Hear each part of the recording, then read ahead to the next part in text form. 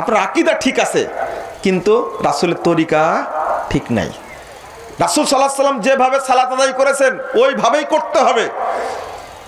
ওই হাদিসটাকে আমাদের হিসাবে আছে, আমাদের মাথায় আছে। রাসূল সাল্লাল্লাহু আলাইহি ওয়াসাল্লামের যুগে ডাকলেন, ওই যে একজন ব্যক্তি আবু হুরায়রা রাদিয়াল্লাহু আনহু বলছেন, সহিহ বুখারীর 104 পৃষ্ঠার হাদিস, বললেন মসজিদে ঢুকেই সালাত আদায় করে রাসূলকে সালাম দিলেন। আল্লাহ রাসূল বলেন, ওয়া আলাইকাস সালাম ইরজি ফাসাল্লি ফাইন্নাকা লাম তুসাল্লি, ফিরে যাও, সালাত পড়ো, তুমি সালাত পড়োনি। একবারে ডাইরেক্ট বলছেন সালাত পড়োনি। কয়বার বলেছিলেন? 3 বার। শেষে বলছেন আল্লাহ রাসূল, আমি এর চেয়ে সুন্দর করে আর সালাত পড়তে পারবো না, ফাআল্লিমনি ইয়া রাসূলুল্লাহ, আল্লাহ রাসূল আমাকে সালাত শিক্ষা দিন। আপনি একটু ভাবেন, রাসূল সাল্লাল্লাহু আলাইহি ওয়াসাল্লামের যুগে মসজিদে নববীতে একজন সাহাবী আল্লাহর নবীর সামনে সালাত আদায় করছেন 3 বার। বললেন ফাইন্নাকা লাম তুসাল্লি, তুমি সালাত পড়োইনি। একটা ছোট্ট পার্থক্য, লাম আর মায়ের মাঝে পার্থক্য আছে। এই শব্দটা যদি বলতেন মা সাল্লাইতা, তুমি সালাত পড়োনি, তাও হতো, কিন্তু লাম তুসাল্লি বললেন কেন?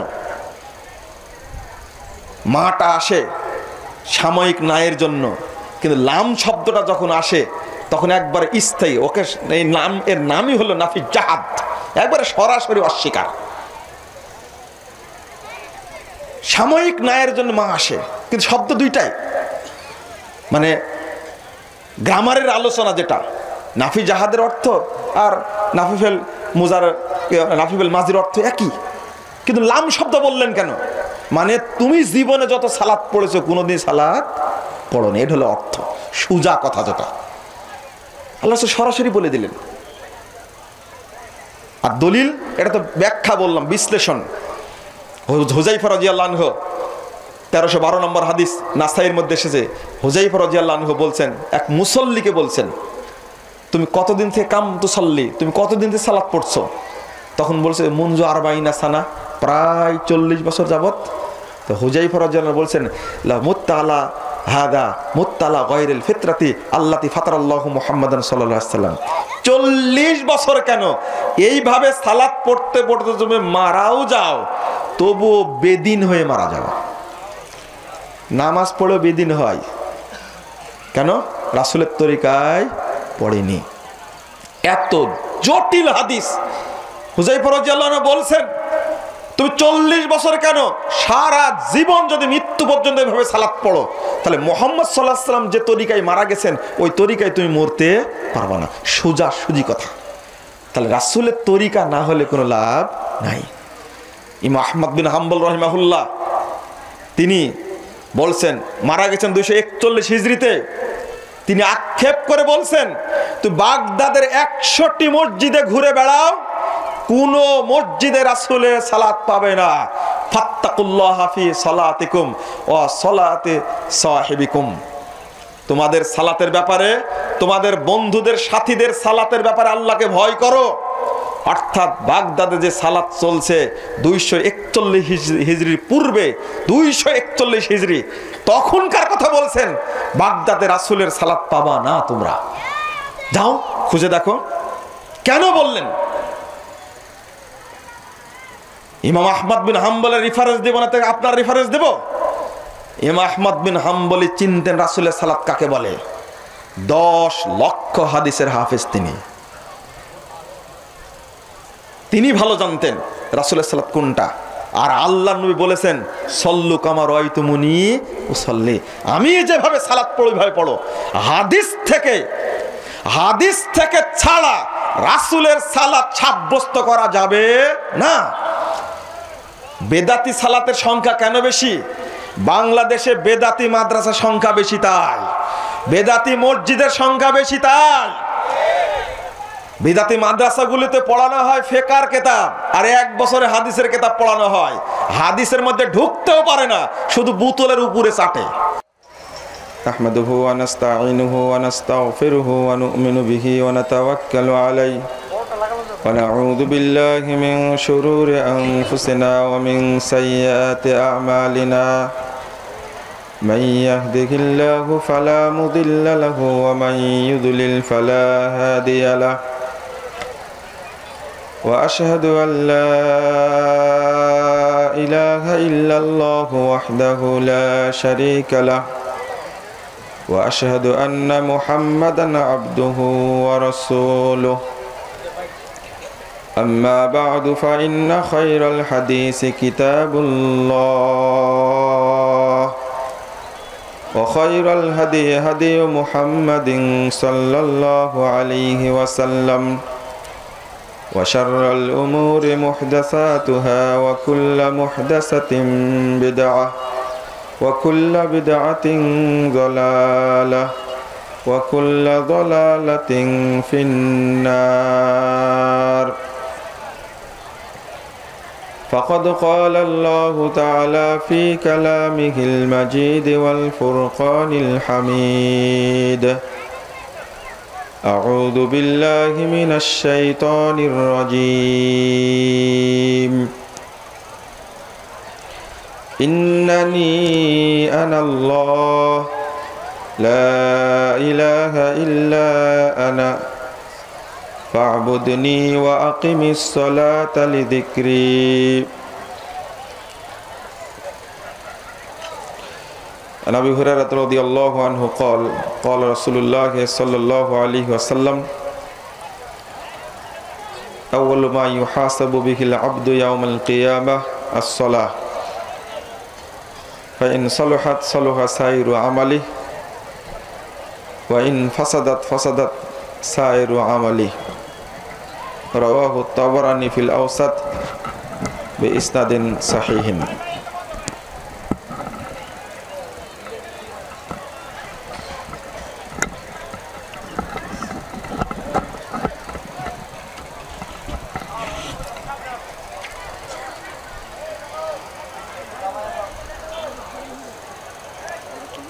সম্মানিত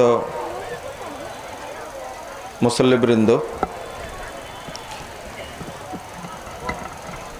যাবতীয় হামদসানা মহান রব্বুল আলমিনের জন্য। দরুদ ও তাসলিম বর্ষিত হোক শেষ নবী আহমদ মুস্তফা মোহাম্মদ মুস্তফা সাল্লাল্লাহু আলাইহি ওয়াসাল্লামের প্রতি।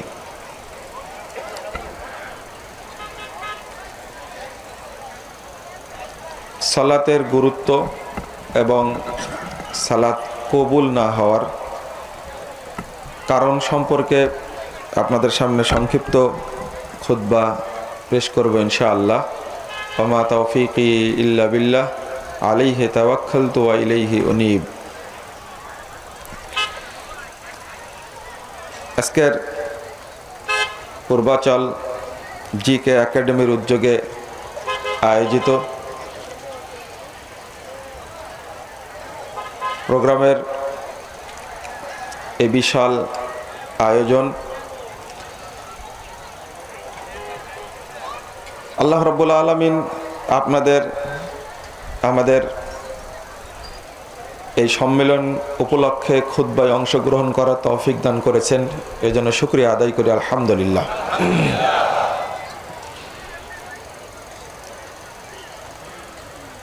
বিশাল আয়োজন, কিন্তু আপনার প্যান্ডেল করেছেন খুব ছোট।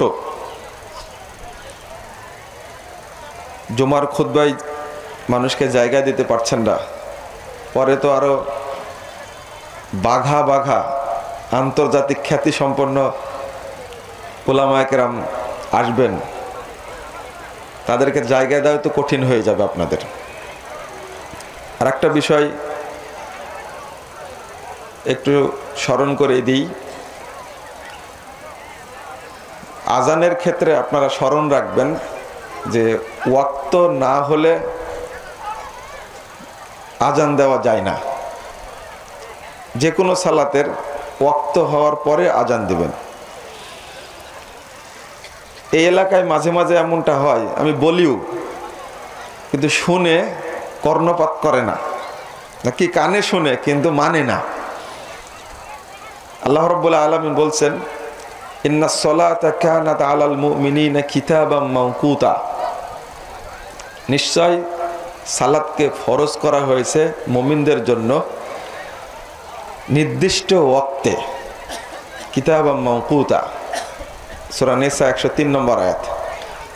সেই ক্ষেত্রে আমরা চেষ্টা করব ওয়াক্তটা, সময়টা হয়েছে কিনা। অনেকেই ফজরের সালাতের আজান ওয়াক্ত হওয়ার আগেই দেয়। এখান থেকে একটু আপনারা সাবধান থাকবেন আশা করি।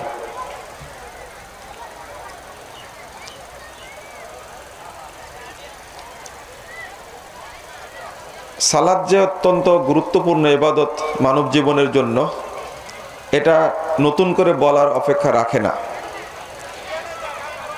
কিন্তু যেটা বলতে হবে সেটা হলো, মুসল্লির সংখ্যা বাড়ছে, হারামখোর, দুর্নীতিবাজ, মদখোর এদের সংখ্যাও বাড়ছে। এটা হলো ভাববার ব্যাপার। এই কারণটা কি? কারণ আল্লাহ রাব্বুল আলামিন বলছেন সূরা আনকাবুত ৪৫ নম্বর আয়াত, ইন্নাস সালাতা তানহা আনিল ফাহশা ওয়াল মুনকার, নিশ্চয় সালাত বাধা দেয় আনিল ফাহশা, যাবতীয় ফাহেশা কাজ থেকে, ওয়াল মুনকার, এবং খারাপ নোংরা কাজ থেকে বাধা দেয়। আমি সালাত পড়ছি দীর্ঘদিন যাবত, 50 বছর 60 বছর, কিন্তু এখনো হারাম খাওয়া ছাড়িনি, সুদ ছাড়িনি, মিথ্যা কথা ছাড়িনি, মিথ্যা সাক্ষী দেওয়া ছাড়িনি। এটা কেন? তাহলে কি আল্লাহর দাবিটা সঠিক না? নাউজুবিল্লাহ। নিঃসন্দেহে আল্লাহর দাবি সঠিক, কিন্তু আপনার আমার সালাত কবুল হয় না, এটাই ঠিক। সালাত কবুল হলে একজন মুসল্লি এই পাপাচার থেকে অবশ্যই বিরত থাকবেন। বিরত না থাকার কারণই হলো যে আমি সালাত পড়ি মানুষকে দেখানোর জন্য, সালাত আদায় করি, কিন্তু সে সালাত আমার উপরে কোনো প্রভাব বিস্তার করে না। একজন বড় মাপের আলেম প্রথম দিনেই সাক্ষাতে একটা কথা আমাকে বলেছিলেন, আমার লেখা আছে কিন্তু আমি কখনো ভাবিনি। তো কথাটা আমি সালাত সম্পর্কে বক্তব্য দিতে গেলেই বলে থাকি, যে সালাত দুনিয়াতে আপনার কোনো পরিবর্তন আনতে পারবে না, ওই সালাত কাল কিয়ামতের মাঠে আপনার কোনো উপকার করতে পারবে না। এটা জাল হাদিসের কবল রাসূল সাল্লাল্লাহু আলাইহি ওয়াসাল্লাম সালাত বইয়ের ভূমিকায় লেখা আছে, কিন্তু আমি কখনো ভাবিনি। কিন্তু তিনি বলাতে আমার হুঁশ ফিরেছে। বাস্তবই দুনিয়াতে যদি সালাত পরিবর্তন না করতে পারে আপনাকে, তাহলে এই সালাত কিয়ামতের মাঠে আপনার কোনো উপকার করতে পারবে না। হাদিসগুলো তাই বলে। এর মৌলিক কয়েকটা কারণ আমরা আলোচনা করে থাকি। 1 নম্বর, যে আমি সালাত পড়ি কিন্তু আকীদা সঠিক না। 50 বছর, 100 বছর, 1000 বছর যদি কেউ ইবাদত করে, যে কোনো ইবাদত, তার আকীদা শুদ্ধ না, 1000 বছর ইবাদত করলেও এক নেকিও আল্লাহর দরবারে কবুল হবে না। আল্লাহ সালাতের কথা বলার আগে, রাসূল সাল্লাল্লাহু আলাইহি ওয়াসাল্লাম সালাতের কথা বলার আগে আকীদার কথা বলেছেন। আমি যে আয়াতটা পড়েছি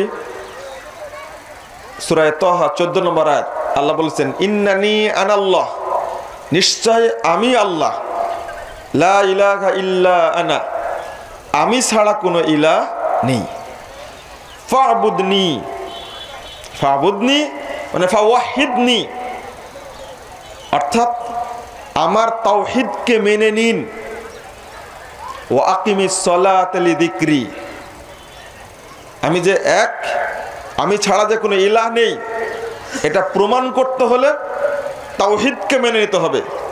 ওয়াহদানিয়াত, এইটাকে আগে পাকাপুক্ত করতে হবে। যদি না করতে পারি, পরবর্তী অংশ হলো ওয়াকিমিস সালাতা লিযিকরি, আমাকে স্মরণার্থে সালাত আদায় করুন।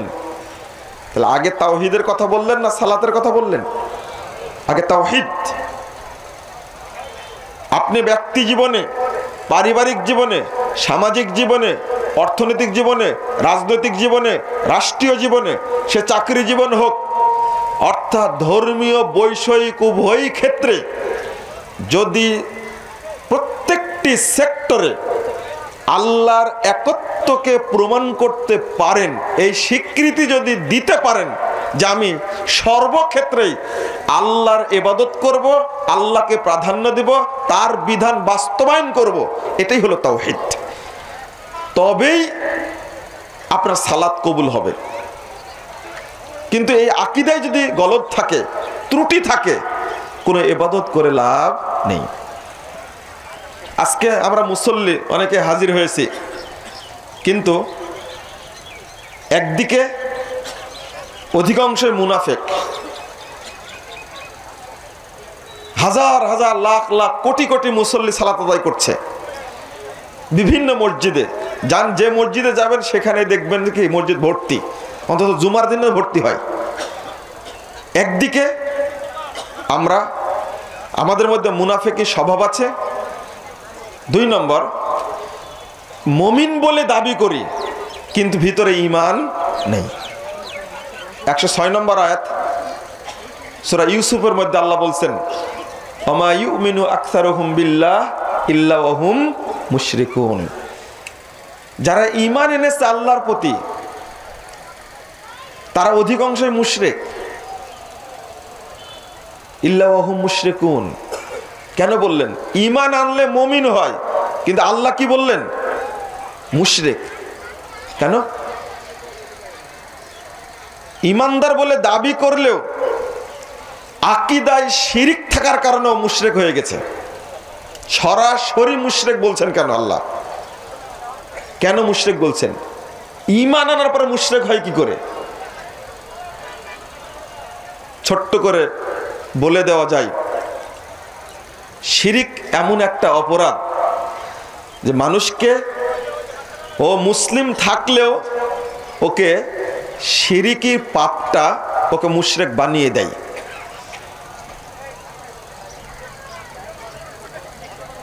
কেউ যদি মাজার পূজা করে, পীর পূজা করে, কবর পূজা করে এবং পীরের দরগায়, মাজারে, খানকায় মানত করে, এগুলো হলো সব শিরকে আকবার। কেউ যদি বিশ্বাস করে যে পীর সাহেব কবরে জীবিত আছে এবং আমার উপকার ক্ষতি করতে পারে, মুহাম্মদ সাল্লাল্লাহু আলাইহি ওয়াসাল্লাম গায়েব জানতেন আর পীর ওলিরাও গায়েব জানে, নাউজুবিল্লাহ, এইরকম আকীদা, এটা হলো শিরক আকবার। অন্যের নামে কোনো পশু জবেহ করা, অন্যের নামে দান খায়রাত করা, এগুলো হলো শিরক আকবার। আর এই শিরিকের সাথেই বাংলাদেশের অধিকাংশ মানুষই জড়িত। আল্লাহর কথা তো ঠিকই, একদিকে ধর্মীয় জীবনে শিরিক করছে ধর্মের নাম নিয়ে, পাগড়ি মাথায় বেঁধে, টুপি দিয়ে, আলখেল্লা পরে, লম্বা দাড়ি রেখে সারা দেশের মানুষকে শিরিকের মধ্যে নিমজ্জিত করছে এক শ্রেণীর আলেম নামের কলঙ্ক লোকজন। অথচ তাদের জানা নাই, কেউ যদি মাজারে 1 টাকা দান করে, 70 বছর পরে এসে মাজারে 1 টাকা দান করলো, ওর ইসলামও শেষ, ঈমানও শেষ, আমলও শেষ, মুখরিজুন আনিল মিল্লাহ, ইসলাম থেকে বহিষ্কার, ওয়া খালিদান মুখাল্লাদান ফিন্নার, এবং ওই অবস্থায় মারা গেলে চিরস্থায়ী জাহান্নাম, ওকে জাহান্নাম থেকে বের করার কোনো পথ নাই। একজন লোক গলায় দড়ি দিয়ে মারা গেছে, বিষ খেয়ে মারা গেছে, মদ খেতে খেতে মারা গেছে, জেনা করতে করতে মারা গেছে, ওর বাঁচার পথ আছে। ওর আত্মীয় স্বজন দান খায়রাত করলে, দোয়া করলে আল্লাহ হয়তো ক্ষমা করে দিতে পারেন। আর একটা পথ, কিয়ামতের মাঠে আল্লাহ তা ক্ষমা করে দিতে পারেন। দুই, কিয়ামতের মাঠে ক্ষমা না পেলেও জাহান্নামে গেলেও রাসূল সাল্লাল্লাহু আলাইহি ওয়াসাল্লাম বলছেন, 4739 নম্বর হাদিস আবু দাউদের মধ্যে এসেছে, রাসূল সাল্লাল্লাহু আলাইহি ওয়াসাল্লাম বলছেন যে আল্লাহ রাব্বুল আলামিনের অনুমতিতে আমি কাবিরা গুনাহগার ব্যক্তিদের সুপারিশ করব, শাফাআতি লিআহলিল কাবাইর, আমার সুপারিশ কাবিরা গুনাহগার ব্যক্তিদের জন্য। আল্লাহ অনুমতি দিলে রাসূল সাল্লাল্লাহু আলাইহি ওয়াসাল্লাম তাদেরকে সুপারিশ করে বের করে জান্নাতে নিয়ে যাবেন। এখানে সুবহানাল্লাহ বলার দরকার নাই। এতদিন জাহান্নাম খাটার পরে বের হবেন, এখানে সুবহানাল্লাহর ক্রেডিট নেই। 1 সেকেন্ডের জন্য জাহান্নামে যাবেন, কে কে হাত তুলেন? তুলবেন না তো একজন। তো সুবহানাল্লাহ অত জোরে বলার কি দরকার? জাহান্নামে আমরা যেতে চাইনি, আল্লাহ তুমি আমাদেরকে জান্নাতুল ফেরদাউসের জন্য কবুল করো না, আমিন। তাহলে ওর পথ আছে। এর পরেও যদি আল্লাহর নবীর সুপারিশে বের হতে না পারে, আরেকটা পথ আছে। ইবনু মাজাহ 60 নম্বর হাদিস খুলে দেখবেন, এই পাপের প্রায়শ্চিত্ত ভোগ করার পরে ওই যে তাওহীদটা ছিল, কালেমাটা ছিল, মানে ওর ইসলামটা নষ্ট হয়নি, এই কারণে পাপের প্রায়শ্চিত্ত ভোগ করার পরে আল্লাহ রাব্বুল আলামিন তাকে জাহান্নাম থেকে মুক্ত করে দিবেন। ফজিলতের কথা বললে বেশি সুবহানাল্লাহ বলেন, কিন্তু শিরিক করে মরলে ওকে জাহান্নাম থেকে বের করার কোনো পথ নাই। একবারে খালিদান মুখাল্লাদান ফিন্নার, চিরস্থায়ী জাহান্নাম, মানে ওর ইসলাম শেষ হয়ে গেছে। আর ওই শিরিকগুলোর সাথে বেশি জড়িত। আর রাজনৈতিক শিরিক করতে গিয়ে আজকে মানুষ খুঁজে পাওয়া যায় না তাওহীদপন্থী কে। একটা ধর্মীয় কথা বললাম, রাজনৈতিক দলগুলো শুধু শিরিক করে না, এদেশে শিরিকের চাষ করে, উৎপাদন করে। আর গোটা দেশ শিরিকে নিমজ্জিত একেবারে। তারা ভয় করে না, চিন্তাও করে না। সেই ক্ষেত্রে আমরা দোয়া করি উপর থেকে, অনেক বক্তব্য আমার আছে, আল্লাহ যারা এই দেশ চালাচ্ছে তুমি তাদেরকে তাওহীদ বুঝার তৌফিক দান করো। যারা বিভিন্ন সেক্টরে আছে, রাষ্ট্র পরিচালনা করছে, প্রশাসন পরিচালনা করছে, আল্লাহ তুমি তাদের মেধা দিয়েছে, তাদের মেধার মধ্যে নির্ভেজাল তাওহীদটা ঢুকিয়ে দাও, তাওহীদটা বুঝার তৌফিক দান করো, তাদেরকে শিরিক থেকে বিরত হওয়ার তৌফিক দান করো। আল্লাহ তুমি তাদেরকে হেদায়েত দান করো। মুসলিম ব্যক্তি ইসলাম পালন করে জান্নাতে যাবে, এটাই দাবি হওয়া উচিত। কিন্তু মুসলিম হয়ে জন্মগ্রহণ করে শিরিকের সাথে জড়িত হয়ে চিরস্থায়ী জাহান্নামে যাবে, এটা আমরা চাই না। আল্লাহ যেন হেদায়েত দান করেন, আমিন। এখন যদি খুঁজতে যাই তাহলে আল্লাহর কথাই বাস্তবায়িত হবে যে অধিকাংশ মানুষ শিরিকের সাথে জড়িত, মুশরিক। আল্লাহ কেন বললেন? আকীদার ত্রুটির কারণে। রাসূল সাল্লাল্লাহু আলাইহি ওয়াসাল্লাম বলেছেন, ফাখতারতুশ শাফাআ ওয়া হিয়া লিমান মাতা লা ইশরিক বিল্লাহি শাইয়্যা। কেউ মনে করতে পারে আল্লাহর নবী শিরিককারীকে সুপারিশ করতে পারেন না। শিরিককারীর জন্য সুপারিশ করবেন না, বেদাতকারীর জন্য সুপারিশ করবেন না। তিরমিজির 2441 নম্বর হাদিস, ফাখতারতুশ শাফাআ, আমার সুপারিশ তার জন্য নির্ধারিত, তার জন্য আমি সুপারিশ করব। ওয়া হিয়া লিমান মাতা লা ইশরিক বিল্লাহি শাইয়্যা, যে ব্যক্তি শিরিক না করে মারা গেছে আমি তার জন্য সুপারিশ করব। তাহলে যারা শিরিক না করবে তাদের জন্য, শিরিক করবে না, শিরিক যারা করবে না তাদের জন্য পথ আছে। কিন্তু শিরিক করে মরলে তার কোনো পথ নাই, তার ইসলাম নাই, ঈমান নাই, আমলও নাই।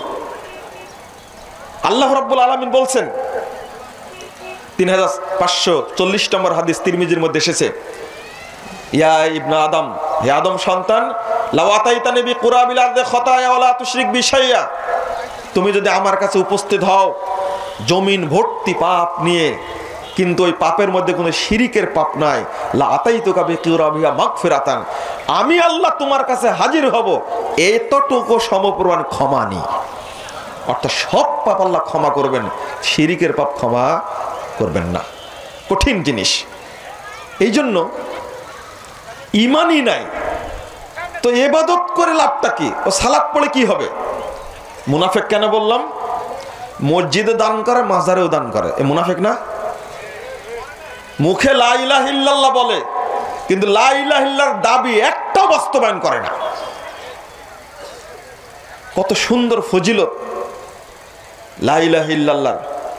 রাসূল সাল্লাল্লাহু আলাইহি সাল্লাম বলছেন, বাশশির, হে আবু হুরায়রা তুমি সুসংবাদ দাও, মান ক্বালা লা ইলাহা ইল্লাল্লাহ মুস্তাইকিনান বিহা কলবু, অন্তরে দৃঢ়তা নিয়ে কেউ যদি লা ইলাহা ইল্লাল্লাহ বলে, ওই ব্যক্তি জান্নাতে প্রবেশ করবে। বাশশিরহু বিল জান্নাহ, তার জন্য জান্নাতে সুসংবাদ দান করো। কিন্তু লা ইলাহা ইল্লাল্লাহর দাবি একটাও বাস্তবায়ন করে না, শুধু মুখে বলে লা ইলাহা ইল্লাল্লাহ। আর একটা ঘটনা ইতিমধ্যে ঘটানো হয়েছে। আগে হতো এই মাজারে বসে কলকে টানতো, হোঁকা খাইতো, গাঁজা খেত, বিড়ি মদ খেয়ে পড়ে থাকতো, আর ইল্লাল্লাহ ইল্লাল্লাহ জিকির করতো। এই জিকির এখন চলে আসছে সাধারণ মঞ্চে। সাধারণ মঞ্চে এসে সাধারণ মানুষগুলোকেও এই জিকিরের অন্তর্ভুক্ত করে এদেরকেও শেষ করে দিয়েছে। সুন্দর কণ্ঠে একটা গান বাজায়, হাসবি রব্বি জাল্লাল্লাহ, গানটা খুব ভাইরাল হয়েছে।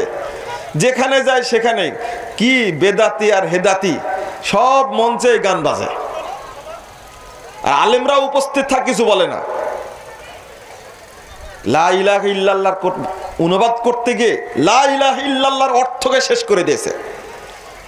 বলছে মাফি কলবি গায়রুল্লাহ, লা মাওজুদা ইল্লাল্লাহ, লা মাকসুদা ইল্লাল্লাহ। কি বুঝলেন আপনারা? মাফি কলবি গায়রুল্লাহ, আমার অন্তরে আল্লাহ ছাড়া কেউ নাই। এই অনুবাদগুলো করেছে হলো সুফিরা। লা মাওজুদা ইল্লাল্লাহ, আল্লাহ ছাড়া কেউ উপস্থিত নাই। লা মাকসুদা ইল্লাল্লাহ, যারা তাফসির করেছে আল্লাহর আকার স্বীকার করেনি। আল্লাহর যে আকার আছে, আল্লাহ যে নিরাকার নন, যাদের ধারণা আল্লাহ নিরাকার, তারা তাফসির করতে গিয়ে কসদুন শব্দ নিয়ে আসছে। ওরা যে না বুঝে বাক্যগুলো বানাইছে এটা ঠিক না, ওরা বুঝেই বাক্যগুলো বানিয়েছে। লা মাওজুদা ইল্লাল্লাহ ওয়াহদাতুল উজুদ, অর্থাৎ সবকিছুর মধ্যে আল্লাহর উপস্থিতি। নাউজুবিল্লাহ, এই আকীদা কি ঠিক? আল্লাহ বলছেন আর রহমান আলাল আরশি ইস্তাওয়া, সূরা তাহা ৫ নম্বর আয়াত। রহমান আল্লাহ আরশের উপরে সমুন্নত। অনুবাদ আমরা করেছি সমাসীন, সমাসীন অনুবাদও ভুল। ইস্তাওয়া অর্থ ইমাম বুখারী রাহিমাহুল্লাহ কতদিন আগে কিতাবুত তাফসির সহিহ বুখারী খুলেন, সূরা বাকারা ২৯ নম্বর আয়াতটা ইস্তাওয়া শব্দ আসছে। ওখানে ইমাম বুখারী রাহিমাহুল্লাহ মারা গেছেন ২৫৬ হিজরিতে।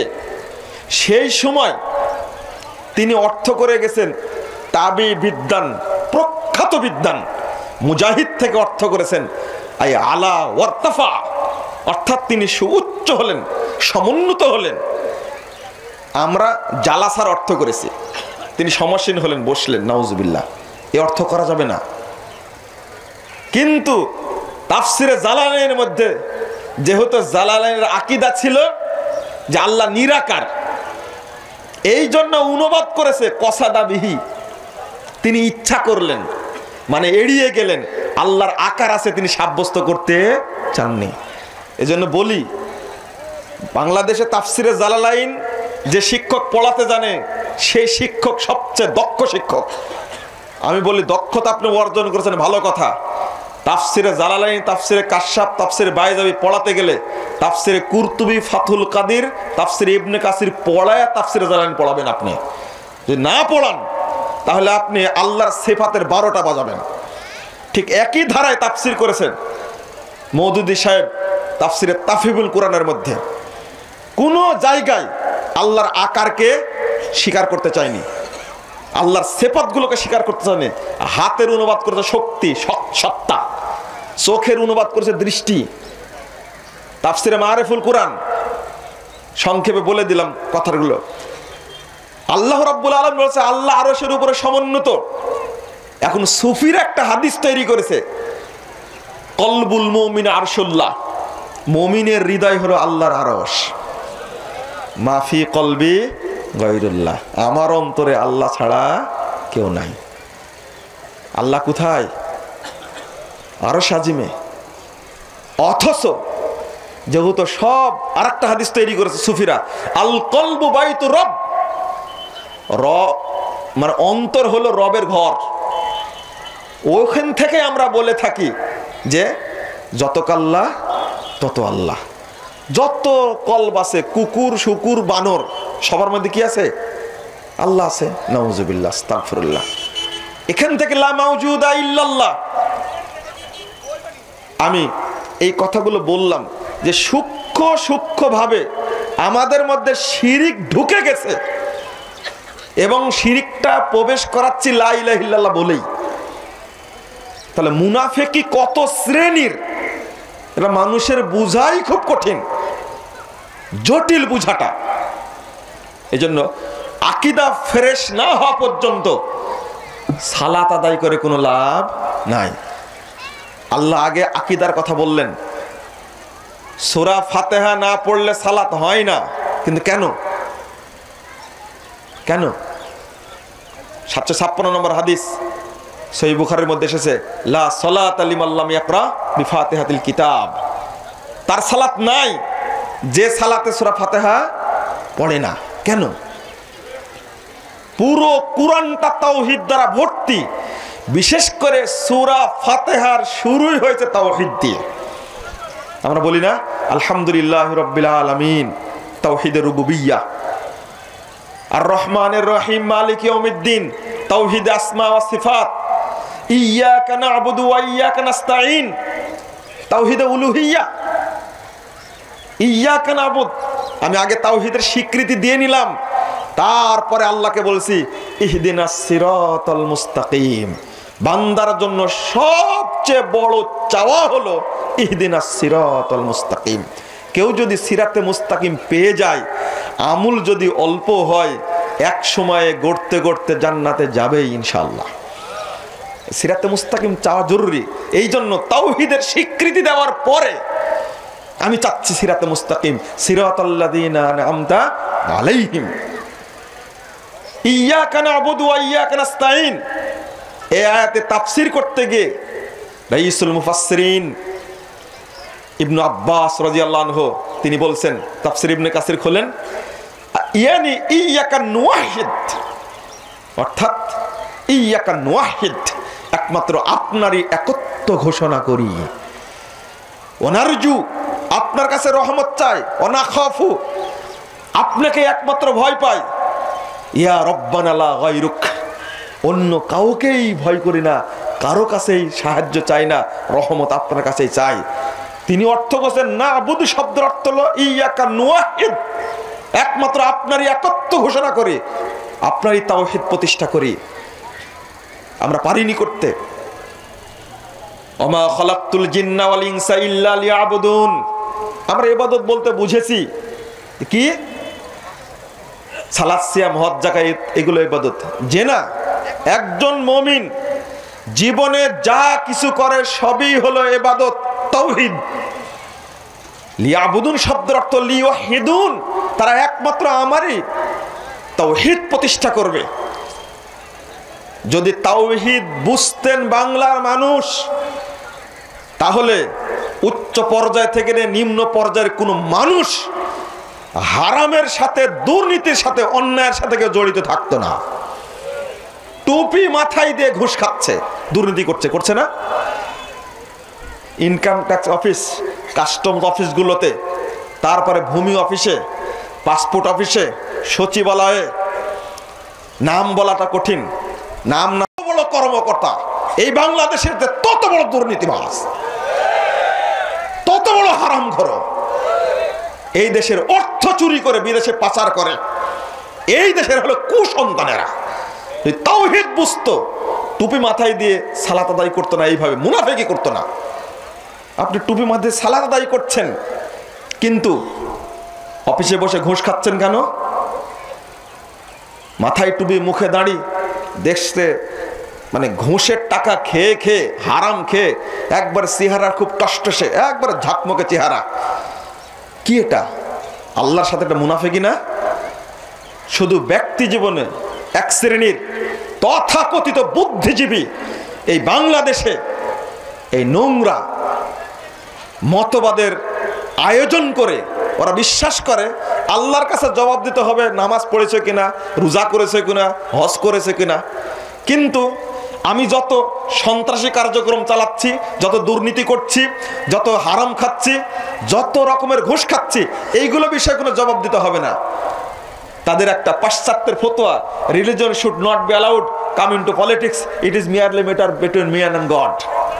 অর্থাৎ রাজনীতি কখনো, ধর্ম কখনো, রাজনীতি, অর্থনীতি, সমাজনীতি বৈষয়িক জীবনে ঢুকতে পারে না, অধিকার নেই। ধর্ম শুধু মসজিদ থাকবে আর মন্দিরে থাকবে আর গির্জায় থাকবে, আল্লাহর মানুষের মধ্যে শুধু নম করার জিনিস এটা। আমি বলি, যদি শ্রেষ্ঠ মানুষ দেখতে চাই পৃথিবীতে, শ্রেষ্ঠ মানুষ হলেন মুহাম্মদুর রাসূলুল্লাহ সাল্লাল্লাহু আলাইহি সাল্লাম। যদি পৃথিবীতে বলি সর্বশ্রেষ্ঠ রাষ্ট্রনায়ককে, তিনি হলেন মুহাম্মদুর রাসূলুল্লাহ সাল্লাল্লাহু আলাইহি সাল্লাম। যদি বলি সর্বশ্রেষ্ঠ মসজিদের ইমামকে, তিনি হলেন মুহাম্মদুর রাসূলুল্লাহ সাল্লাল্লাহু আলাইহি সাল্লাম। যদি বলি সর্বশ্রেষ্ঠ রাষ্ট্রবিজ্ঞানীকে, তিনি হলেন মুহাম্মদ সাল্লাল্লাহু আলাইহি সাল্লাম। যদি বলি সর্বশ্রেষ্ঠ অর্থনীতিবিদকে, তিনি হলেন মুহাম্মদ রাসূলুল্লাহ সাল্লাল্লাহু আলাইহি সাল্লাম। অর্থাৎ ধর্মের অবদান প্রত্যেকটি ক্ষেত্রে রয়েছে, যেটা দেখিয়ে দিয়ে গেছেন পৃথিবীর শ্রেষ্ঠ মানুষ মুহাম্মদ সাল্লাল্লাহু আলাইহি সাল্লাম, এবং 4 খলিফা বাস্তব দেখিয়ে গেছেন। অতএব আমাকে ইসলামের স্বীকৃতিটা, তাওহীদের স্বীকৃতিটা মুসল্লি হিসাবে যেমন দিতে হবে, তেমনি ডাক্তার হিসাবেও দিতে হবে, তেমনি মাস্টার হিসাবেও দিতে হবে, তেমনি ইঞ্জিনিয়ার হিসাবে দিতে হবে, তেমনি সচিব হিসাবেও দিতে হবে, তেমনি প্রধানমন্ত্রী হিসাবেও দিতে হবে, তেমনি আমাকে দিতে হবে স্বীকৃতি ওসি হিসাবে, ডিসি হিসাবে, এসপি হিসাবে, সচিব হিসাবে, আমাকে মন্ত্রী হিসাবে, এমপি হিসাবে, চেয়ারম্যান হিসাবে, মেম্বার হিসাবে, সর্বক্ষেত্রে যেখানেই থাকে না কেন সেখানেই আল্লাহ রাব্বুল আলামিনের তাওহীদকে মেনে নিতে হবে। এটাই হলো তাওহীদ। আগে স্বীকার করেন আপনি, পাবুদনি, আমি তাওহীদকে মেনে নিলাম। আমি বুঝাতে পেরেছি কিনা জানি না, এক ক্ষেত্রে মানবেন আর এক ক্ষেত্রে মানবেন না, এর পরিণাম ভয়াবহ। 85 নম্বর আয়াত সূরা বাকারার মধ্যে আল্লাহ বলছেন, আফাতুমিনুনা বিবাদিল কিতাবি ওয়া তাকফুরুনা বিবাদ ফামা জাযাউ মান ইয়াফআল যালিকা ইল্লা খিযুন ফিল হায়াতিদ দুনিয়া ওয়া ইয়াউমাল কিয়ামাতি ইউরাদ্দুনা ইলা আশাদ্দিল আযাব।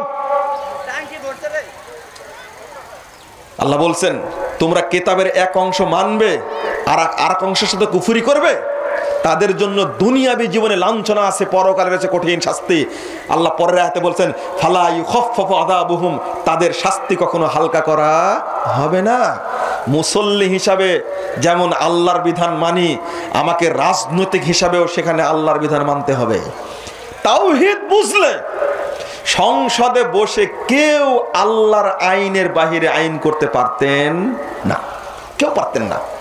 তাওহীদ বুঝলে একজন একটা টাকা ঘুষ খেতে পারতেন না, কারণ তিনি আল্লাহকে ভয় করতেন।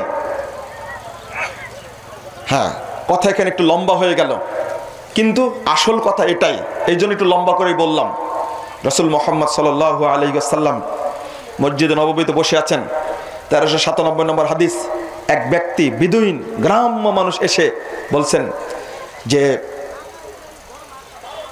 দুল্লানি আলা আমালিন ইযা আমিলতুহু দাখালতুল জান্নাহ। আল্লাহ রাসূল, এমন আমলের কথা বলুন যে আমল করে আমি জান্নাতে যাব, জান্নাত চাই। ওই বেদুইনকে, মূর্খ অশিক্ষিত মানুষকে আল্লাহর নবী প্রথম দাওয়াত দিলেন তাওহীদের।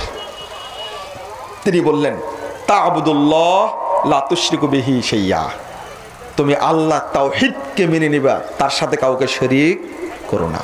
1 2 নম্বর বলছেন, এই হাদিসটা সহিহ মুসলিমের মধ্যে এসেছে, আইয়ুহাদাল্লাহ 16 নম্বর হাদিস। অর্থাৎ আগে তাওহীদকে মেনে নিতে হবে, আল্লাহর একত্বকে মেনে নিতে হবে। এই হাদিসটা এসেছে এইভাবে। তাহলে বুঝা গেল আগে তাওহীদ। দ্বিতীয়টা বলছেন ওয়া তুকিমুস সালাতাল মাকতুবা, আর ফরজ সালাত আদায় করবে। আমি বুঝাতে চাচ্ছি আগে তাওহীদ না আগে সালাত? আগে তাওহীদ, তারপরে সালাতের প্রসঙ্গ। কিন্তু তাওহীদ বিহীন ইবাদত করছি আমরা, যার কারণে কবুল হয় না। এটা হলো আসল কথা, তাওহীদ নাই। দ্বিতীয় প্রসঙ্গ যেটা এখানে, এটা সংক্ষেপ করে দিই। আপনি যদি দাওয়াতও দেন, শুরুতে তাওহীদেরই দাওয়াত দিতে হবে। এটাও জটিল। সহিহ বুখারী ৭৩৭২ নম্বর হাদিস, ১০২৬ পৃষ্ঠা এসেছে।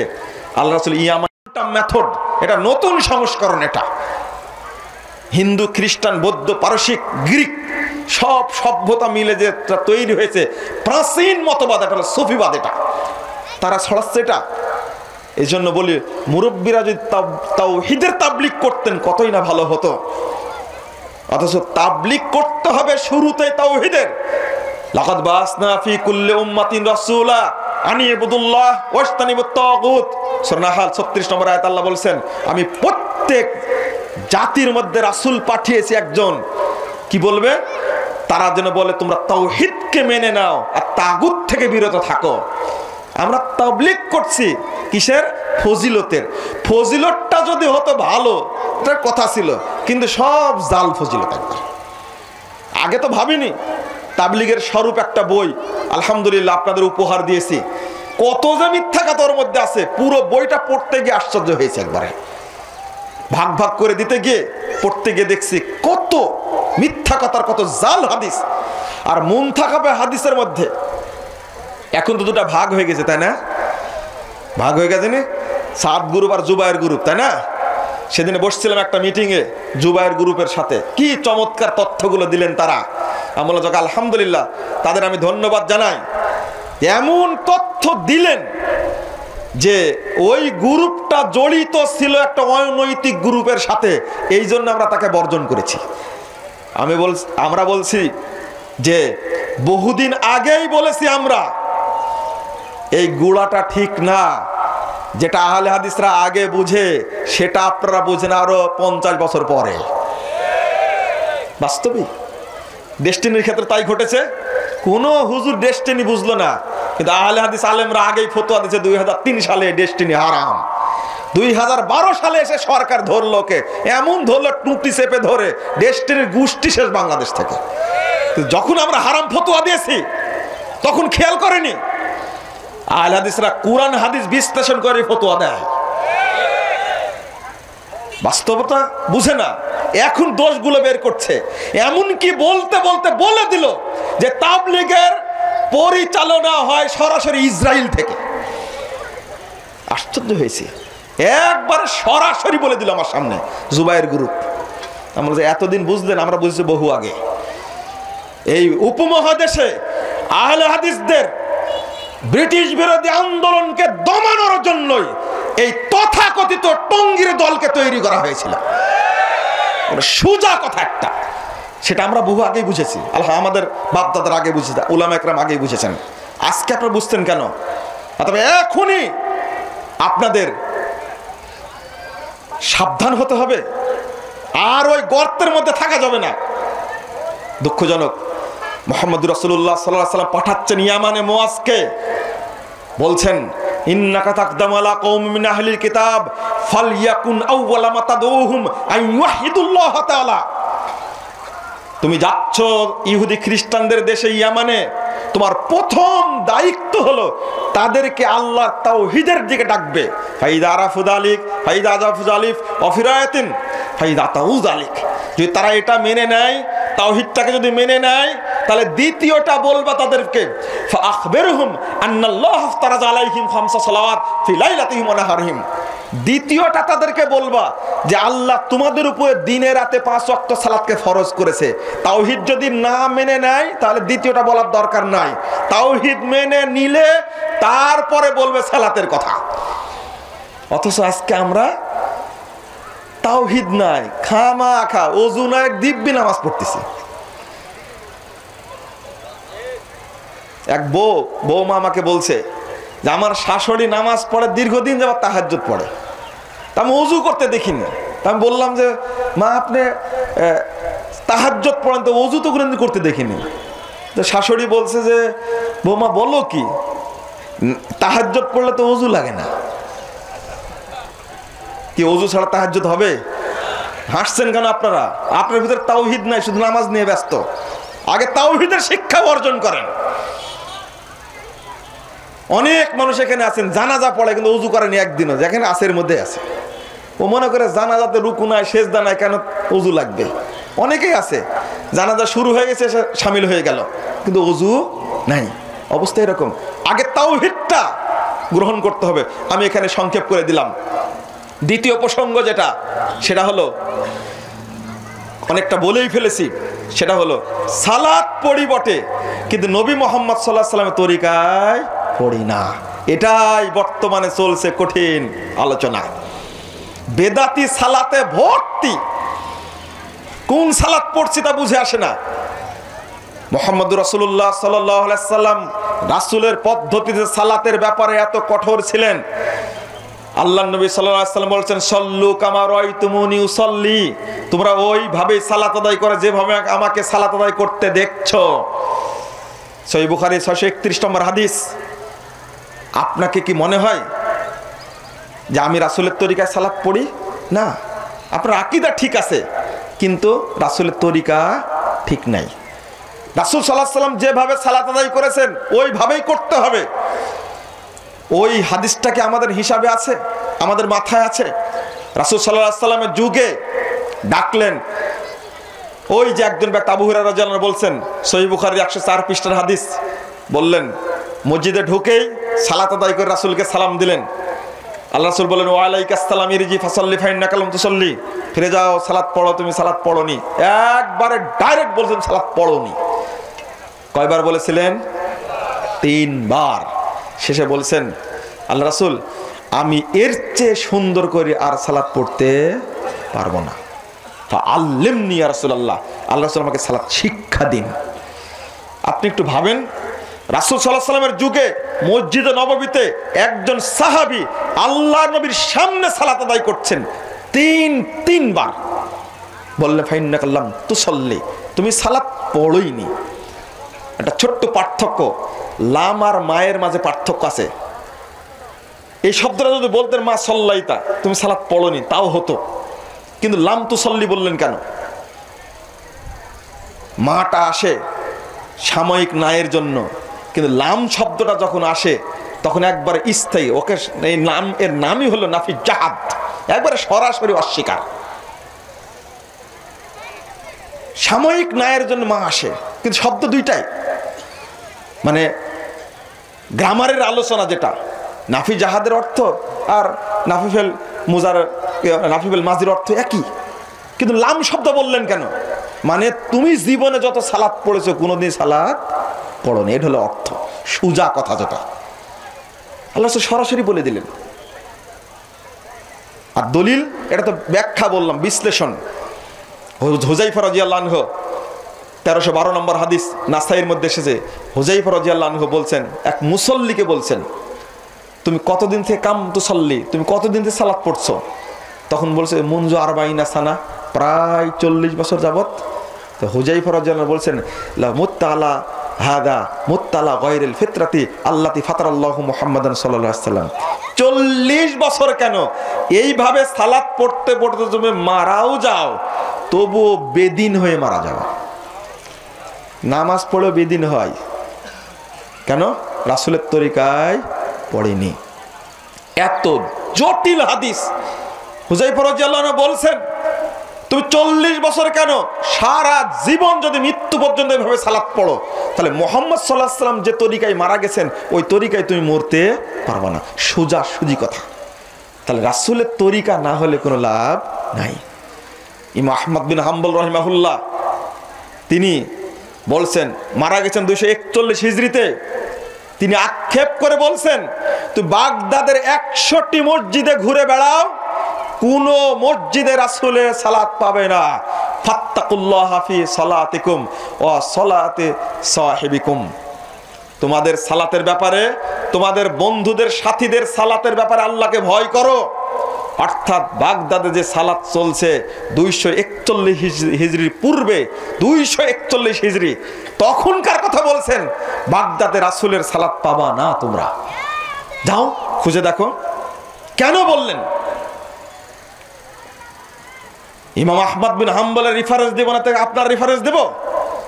ইমাম আহমদ বিন হাম্বলি চিনতেন রাসূলের সালাত কাকে বলে। 10 লক্ষ হাদিসের হাফেজ তিনি ভালো জানতেন রাসূলের সালাত কোনটা। আর আল্লাহর নবী বলেছেন, সল্লু কামা রাআইতুমুনি উসাল্লি, আমি যেভাবে সালাত পড়ি ওইভাবে পড়ো। হাদিস থেকে ছাড়া রাসূলের সালাত সাব্যস্ত করা যাবে না। বেদাতি সালাতের সংখ্যা কেন বেশি?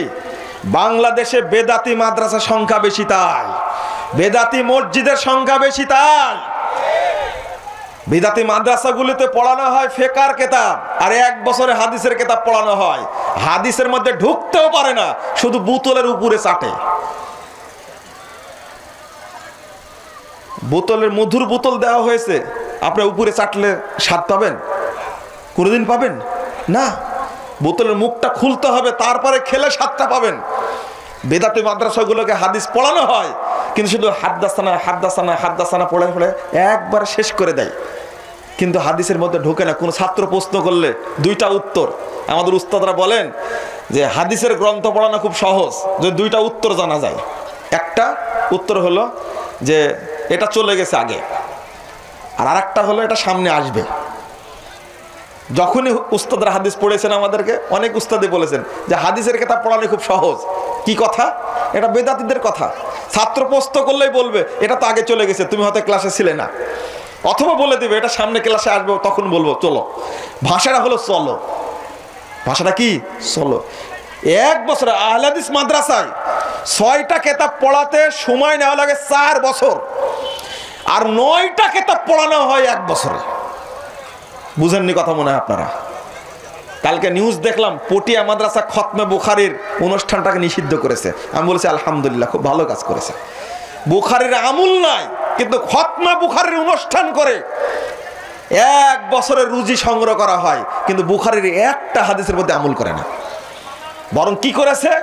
বুখারীর অনুবাদ করতে গিয়ে সালাত অধ্যায় খুলেন, ওযু অধ্যায় খুলেন, যেখানে মাযহাব বিরোধী হাদিস আছে ওই জায়গাতে একবার ধারালো অস্ত্র ধরে সহিহ বুখারীকে একবারে ক্ষতবিক্ষত করেছে জায়গাতে।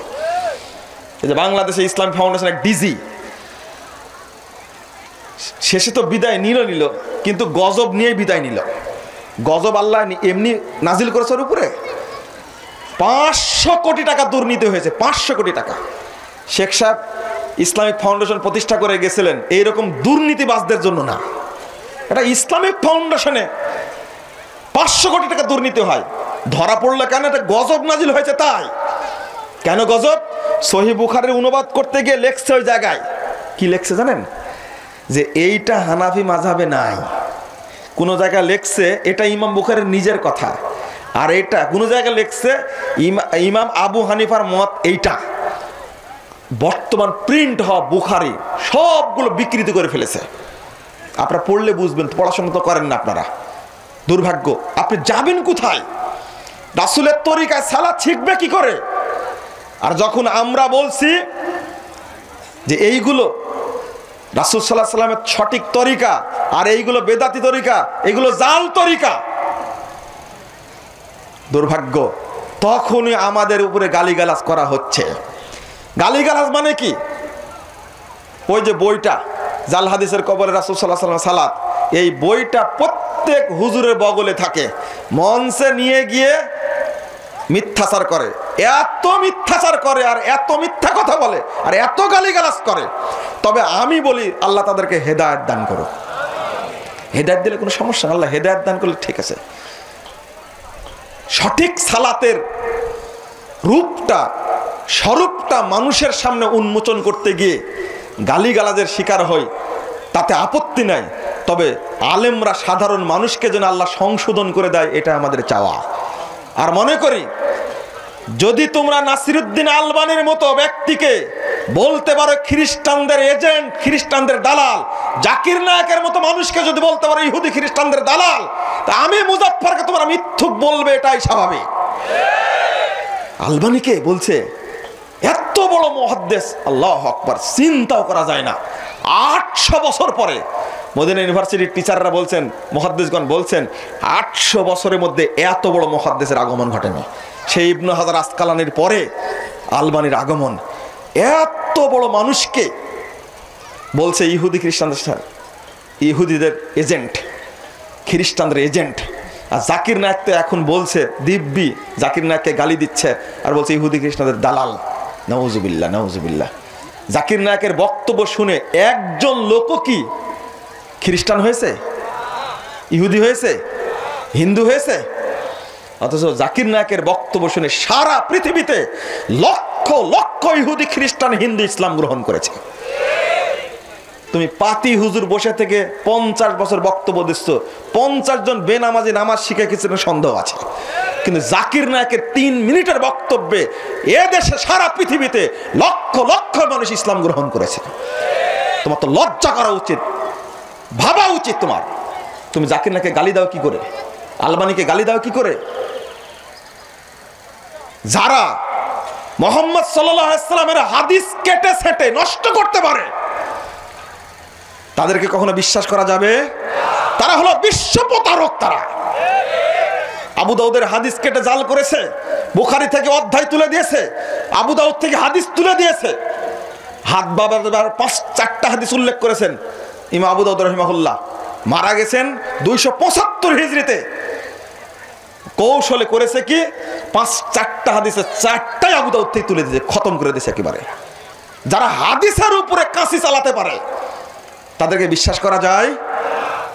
আপনারা তাদেরকে এখনো চিনলেন না, শুধু তারা প্রোগ্রাম বন্ধ করে। হেদায়েত চাই আগে। পিস টিভির মতো একটা চ্যানেল বন্ধ করে দিল বাংলাদেশ থেকে, দেয়নি? কি চমৎকার বন্ধ করেছে। টুপি আলারা না, দাড়ি আলারা না, তাদেরকে বিশ্বাস করেন কি করে? যে টিভি চ্যানেলের মাধ্যমে সারা পৃথিবীতে মানুষ ইসলামের সঠিক স্বচ্ছ রূপটা জানতে পারছিল, ষড়যন্ত্র করে সেই চ্যানেলটা বন্ধ করে দিল।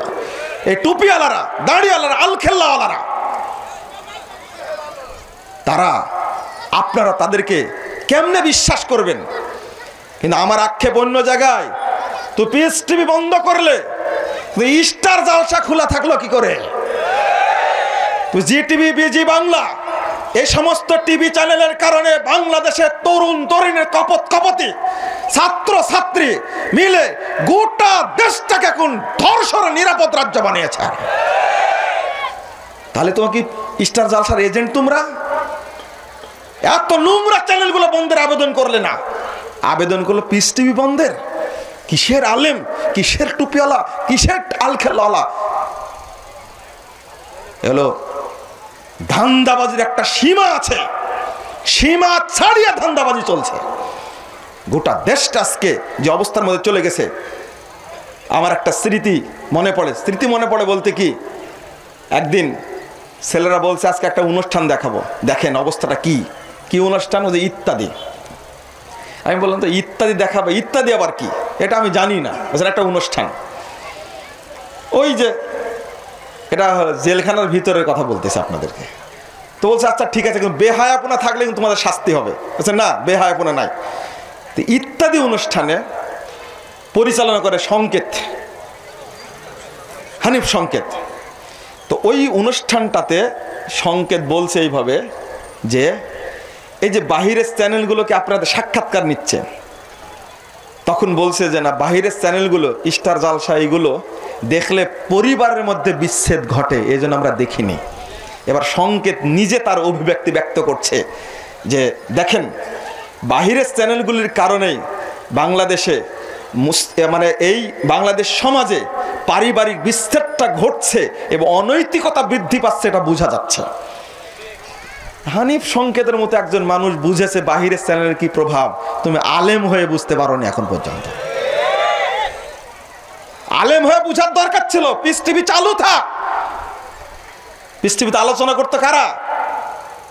হিন্দুর আলোচনা করতো সেখানে, জঙ্গিবাদের অভিযোগ দিয়ে।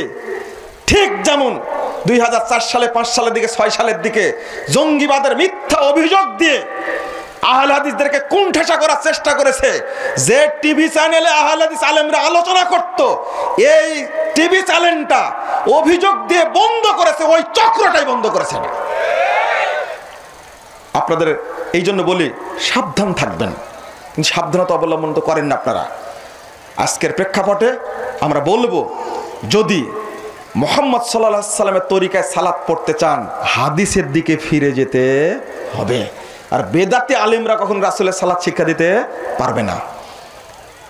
এখানে তৃতীয় যে পয়েন্টটা আমি বলবো, আপনার আকীদাও ঠিক আছে, রাসূলের পদ্ধতিও ঠিক আছে, কিন্তু আপনার পোশাকটা হলো হারাম, আপনার খাদ্যটা হারাম, আপনি যে টিউবওয়েলের পানি খান টিউবওয়েলটাও হারাম। বাংলাদেশে অধিকাংশ মানুষই এখন সুদ, ঘুষ আর হারামের সাথে জড়িয়ে পড়েছে, যেটা কিছুটা আগে বলেছি। আপনার ইবাদত যে কবুল হবে না, এটা তার একটা কারণ। মুহাম্মদুর রাসূলুল্লাহ সাল্লাল্লাহু আলাইহি ওয়াসাল্লাম বলছেন, তিরমিজি 2863 নম্বর হাদিস, মান দা বিদাওয়াল জাহিলিয়া ফাহুয়া মিন জুসা জাহান্নাম ওয়া ইন সামা ওয়া সাল্লা ওয়া জামা আন্নাহু মুসলিম। যে ব্যক্তি জাহিলিয়াতের সাথে জড়িয়ে পড়বে, জাহিলিয়াতের দিকে আহ্বান জানাবে, জাহিলিয়াতের মধ্যে নিমজ্জিত হবে, ওই ব্যক্তি জাহান্নামের দলভুক্ত হবে, জাহান্নামের খড়ি হবে। ওয়াইন সামা, যদিও লোকটি সিয়াম পালন করে, ওয়াসাল্লা, যদিও ব্যক্তি সালাত আদায় করে, ওয়াজামা আন্নাহু মুসলিম, যদিও নিজেকে পাক্কা মুসলিম মনে করে, তবুও জাহান্নামে যাবে। আপনি যাবেন কোথায়? as-সালাতু মিফতাহুল জান্নাহ হাদিসটা জয়ীফ। এই হাদিসের সনদে দুইজন ত্রুটিপূর্ণ রাবী আছে, সুলাইমান ইবনে করম, আবু ইয়াহইয়া আল-কাত্তাত। এইজন্য হাদিসটা জয়ীফ। লা ইলাহা ইল্লাল্লাহ হলো জান্নাতের চাবি। আপনাকে যেটা বলতে চাচ্ছি সেটা হলো, সালাত পড়ে মানুষ জাহান্নামে যাবে, এই হাদিস দ্বারা প্রমাণিত। 806 নম্বর হাদিস সহিহ বুখারীর মধ্যে এসেছে, জাহান্নামে যাবে মুসল্লি, নিয়মিত মুসল্লি জাহান্নামে যাবে, তো জাহান্নাম সেজদার দাগটা পোড়াতে পারবে না, সব দেহ পুড়িয়ে দিবে, সেজদার দাগটা পোড়াতে পারবে না। আমার বলার উদ্দেশ্য হলো, মুসল্লি ব্যক্তি জাহান্নামে যাবে, কারণটা কি? সালাত পড়ার পরেও এই সমস্ত অনৈতিকতার সাথে জড়িত হতে পারে না। এই হারাম খাদ্য খাওয়ার কারণে আপনার ইবাদত কবুল হচ্ছে না। আল্লাহ বলছেন, কুল্লা ইয়াস্তাবিল খাবিস ওয়াত তাইয়্যিব ওয়ালাউ আ'জাবাকা কাসরাতুল খাবিস। অনেকের মধ্যে ধোঁকা তৈরি হয়েছে। আহা, অমুক ব্যক্তি পূর্বাচলে জমি কিনেছে, ওর 10 কাঠা জমি আছে, আমি একটু জমি কিনি, অতএব ব্যাংক থেকে লোন নিই একটু। অমুক বাড়ি করেছে, বিশাল বাড়ি, আমার বাড়ির পাশেই, স্ত্রী তাকে ঠোকাচ্ছে, ও বাড়ি করলো লোন নিয়ে, তুমি নিতে, সমস্যাটা কি? ও ব্যবসা করছে, এত টাকা তার, তুমি করো, কিন্তু আপনি পবিত্র থাকতে চাচ্ছেন। আল্লাহ বলে দিচ্ছেন, মনে রেখো, হালাল আর হারাম এক জিনিস নয়, পবিত্র আর অপবিত্র এক জিনিস নয়। ওয়ালাউ আ'জাবাকা কাসরাতুল খাবিস, যদিও হারামের আধিক্য তোমাকে আকৃষ্ট করে, তবুও মনে করো না হালাল আর হারাম এক জিনিস। নাউজুবিল্লাহ, কখনোই না। আল্লাহ বলে দিচ্ছেন, ওয়ালাউ আ'জাবাকা কাসরাতুল খাবিস। সারা বাংলাদেশের 16 কোটি মানুষ যদি সুদ খায়, পূর্বাচলের একজন মুসল্লিকে বলি, ভাই আপনি ওই হারাম থেকে বিরত থাকেন, জান্নাত আপনার জন্যই। আপনার স্ত্রীর কথা শোনার দরকার নাই, আপনাকে আকৃষ্ট করছে, ধোঁকা দিচ্ছে। রাসূল সাল্লাল্লাহু আলাইহি ওয়াসাল্লামের কাছে গিয়ে বললেন, নুমান ইবনে কওকাল সাহাবী, 117 নম্বর হাদিস সহিহ মুসলিমের। আল্লাহ রাসূলকে গিয়ে বলছেন, আল্লাহ রাসূল, ইজা সাল্লাইতুল মাকতুবা ও আহাল্লাতুল হালাল ওয়াল হারামতুল হারাম আদখুলুল জান্নাহ। আমি যদি শুধু ফরজ সালাত পড়ি আর হালালটা গ্রহণ করে হারামটা বর্জন করি, তাহলে কি জান্নাতে যাব? আল্লাহ রাসূল বললেন, হ্যাঁ, তোমার জন্য জান্নাত রেডি। ফরজ সালাত পড়তে হবে, হালালটা গ্রহণ করতে, হারামটা বর্জন করতে হবে। হারাম খেলে কোনো ইবাদত কবুল হয় না। তাবরানী আওসাত 6 নম্বর খণ্ডের 113 পৃষ্ঠা একটা হাদিস আছে। আল্লাহ রাসূল বলছেন, লা ইয়াদখুলুল জান্নাতা জাসাদুন গুযযিয়া বিল হারাম। যে দেহ হারাম খাদ্য দ্বারা তৈরি হয়েছে, এই দেহ কখনো জান্নাতে যাবে না, জান্নাতে ঢুকবে না। আজকে চিন্তা করে দেখেন, হারাম খোরের সংখ্যাই বেশি, তো ইবাদত কবুল হবে কি করে? একজন দরিদ্র মানুষকে, সহিহ মুসলিম 1ম খণ্ডের 376 পৃষ্ঠার হাদিস, আল্লাহ রাসূল বলছেন, দরিদ্র মানুষ, উদাহরণ দিচ্ছেন, আল্লাহ রাসূল শুরুতেই বলেছেন ইন্নাল্লাহ তাইয়্যিব লা ইয়াকবালু ইল্লা তাইয়্যিবা, আল্লাহ পবিত্র, তিনি পবিত্র বস্তু ছাড়া কবুল করেন না। আল্লাহ পবিত্র, তিনি পবিত্র বস্তু ছাড়া কবুল করেন না। এই কথা বলেই উদাহরণ দিলেন একজন ব্যক্তির, ফাযাকার রাজুল ইতুল সাফারা আশআসার আকবার, চুলগুলো এলোমেলো হয়ে গেছে, ধুলায় মলিন মুখমণ্ডল, সেই চিটাগাং থেকে সফর শুরু করেছে, আস্তে আস্তে আস্তে চলে গেছে রাজশাহীতে, সব কিছু শেষ হয়ে গেছে, হতাশায় চুলগুলো এলোমেলো হয়ে গেছে, ধুলায় মলিন। ফামাদ্দা ইয়াদাইহি ইলাস সামা, দুইখানা হাত আসমানের দিকে তুলে আল্লাহকে বলছে ইয়া রব্বি ইয়া রব্বি, আল্লাহকে ডাকছে হে রব হে রব বলে ডাকছে, দোয়া করছে আল্লাহর কাছে। আল্লাহ রাসূল বলছেন সাহাবীরা দেখো, মাতামু হারাম, এর খাদ্য হারাম, ওমাশরাবু হারাম, এর পানীয় হারাম, ওমালবাসু হারাম, এর পোশাক হারাম, ওয়াগুদ্দিয়া বিল হারাম, তার দেহটা হারাম দ্বারাই গঠিত। ফাআন্না ইস্তাজাবু যালিক, বলো তার ইবাদত কবুল হবে কি করে? কবুল হবে কোনোদিন না, অসম্ভব, অসম্ভব, কবুল হওয়ার কোনো সুযোগই নাই। এই হারামের মধ্যে নিমজ্জিত আমরা, অথচ দোয়া কবুলের সব শর্তগুলো তার মধ্যে আছে। কাঙ্গাল অবস্থায় দোয়া করলে আল্লাহ কথা শুনেন, মুসাফির অবস্থায় দোয়া করলে আল্লাহ কথা শুনেন, হাত তুলে দোয়া করলে আল্লাহ কথা শুনেন। সব শর্ত থাকার পরেও এই লোকের দোয়া কবুল হবে না। আল্লাহ নবী নিজে বলে যাচ্ছেন, তা আপনার ইবাদত কবুল হবে কি করে? হারামে তো ভর্তি একেবারে, দুর্নীতিবাজরা চিন্তাও করে না, ওই হাদিসটা না শোনালে হচ্ছে না। 325 নম্বর হাদিস সহিহ মুসলিম খুলুন, 1 টাকা 2 টাকার কথা বলেন আপনারা। খাইবারের যুদ্ধে থেকে মুহাম্মদ সাল্লাল্লাহু আলাইহি সাল্লাম, খাইবারের যুদ্ধের দিনের ঘটনা, একজন সাহাবী মারা গেছেন। আল্লাহ রাসূল সাল্লাল্লাহু আলাইহি সাল্লাম বলছেন, ও সাহাবীরা বলছে ফলানো শহীদ, ফলানো শহীদ, ফলানো শহীদ, অমুক শহীদ, অমুক শহীদ, অমুক শহীদ। আর একজনকে যখন বলেছে এও শহীদ, আল্লাহ রাসূল বলছেন কাল্লা, অসম্ভব, ইন্নী রাআইতুহু ফিন্নার, আমি তাকে জাহান্নামে জ্বলতে দেখছি, ফিবুরদাতিন গল্লাহা, ও একটা চাদর আত্মসাৎ করেছে গনিমতের মাল থেকে, চাদর আত্মসাৎ করেছে, গনিমতের মাল থেকে চাদর আত্মসাৎ করেছে। আল্লাহ রাসূল সাল্লাল্লাহু আলাইহি সাল্লাম আরেকটা পরের হাদিসে বলছেন ওয়াল্লাহি ইন্না হাযিহি শামলা লাতালতাহিবু আলাইহি নার, এই ছোট্ট চাদরটি তাকে জাহান্নামে পুড়ায়া পুড়ায়া পুড়ায়া অঙ্গার বানিয়ে দিচ্ছে, আমি দেখতে পাচ্ছি।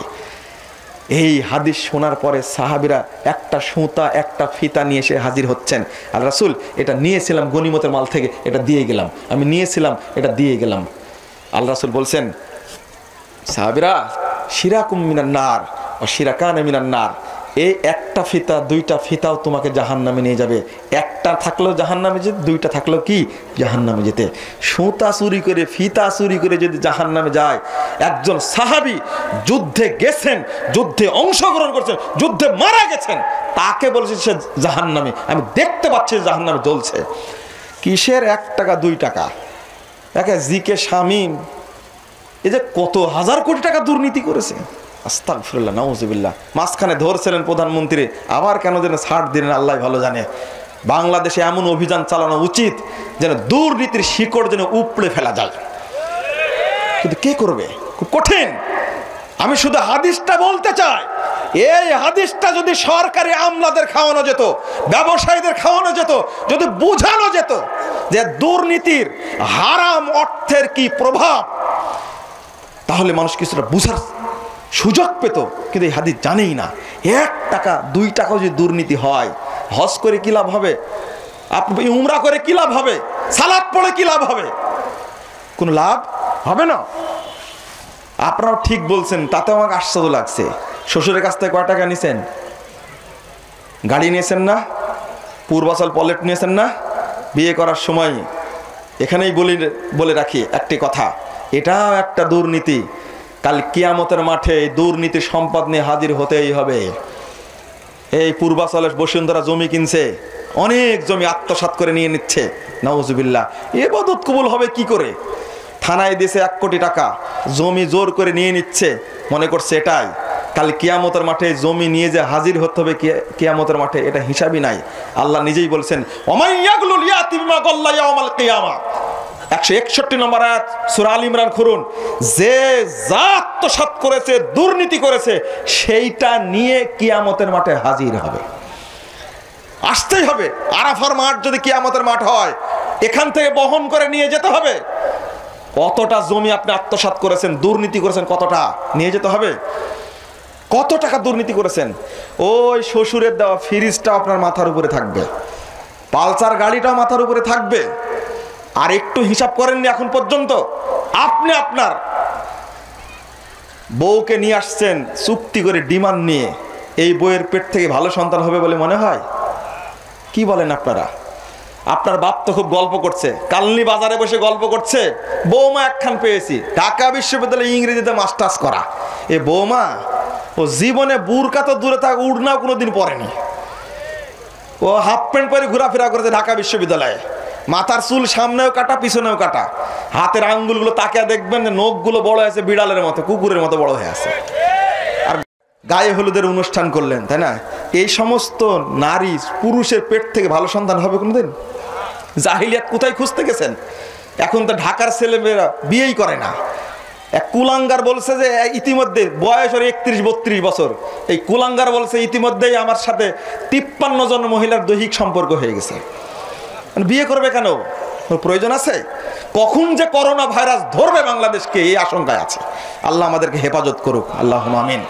এই বেহায়াপনা নোংরামির কারণে আবার ও নামাজও পড়ে, কঠিন ব্যাপার একটা।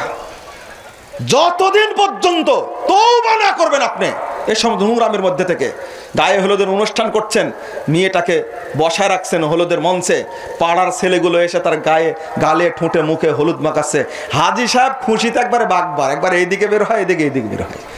গায়ে হলুদের অনুষ্ঠান হয় না আপনার বাড়িতে? এই তরুণ ছেলেরা, যুবক ভাইরা, তোমাদের নিয়ে আমি গর্ব করি, তোমাদের আগামী ভবিষ্যৎ দেখি। বলি এই তরুণরাই বাংলাদেশ থেকে আগামী দিনে শিরিক বেদাতকে উৎখাত করবে ইনশাআল্লাহ। তোমাদের পেট থেকে যেন, তোমাদের ঔরস থেকে যেন ভালো সন্তানের জন্ম দেয় আল্লাহ রাব্বুল আলামিন, ভালো সন্তানের সৃষ্টি করেন আল্লাহ রাব্বুল আলামিন। দোয়া করি তোমাদের দ্বারাই এ দেশ থেকে অবশ্যই শিরিক বিদআতকে উৎখাত করা সম্ভব হবে ইনশাআল্লাহ, ইনশাআল্লাহ। তবে খবরদার, বিয়ে করতে যায় তোমার গালে যেন তোমার খালাতো বোন হাত না দেয় হলুদ মাখাতে গিয়ে, এটাই হলো বড় সমস্যা। তোমার বান্ধবী তোমার গায়ে হলুদ মাখায়, কত নোংরামি, কত চুট্টাপনা এটা হতে পারে। তুমি অপবিত্র, তোমার খালাতো বোনও অপবিত্র, এই জন্যই ঘটনা ঘটে। এটা পবিত্র সন্তান হলে এমনটা হতো না। কিসের এগুলো চলছে সব? নাউজুবিল্লাহ, আস্তাগফিরুল্লাহ।